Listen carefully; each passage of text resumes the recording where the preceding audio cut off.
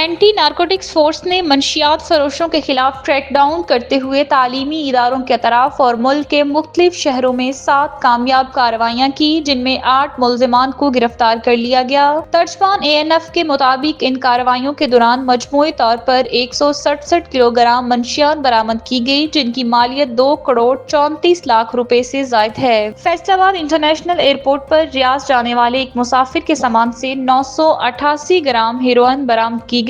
لاہور کے قصور روڈ پر کارروائی میں 3 ملزمان سے 5 کلو ہیروئن اور 3 ڈرونز قبضے میں لیے گئے۔ اسی طرح حیدرآباد کے آٹو بان روڈ پر ایک کورئر آفس کے قریب گاڑی سے 3 کلو چرس برآمد ہوئی اور 3 ملزمان کو گرفتار کیا گیا۔ پشاور میں یونیورسٹی روڈ کے قریب ایک گاڑی سے 3 کلو ہیروئن اور 14 کلو چرس قبضے میں لی گئی۔ ANF کے مطابق تمام گرفتار ملزمان کے خلاف انسداد منشیات ایکٹ کے تحت مقدمات درج کر کے مزید تحقیقات شروع کر دی گئی ہیں۔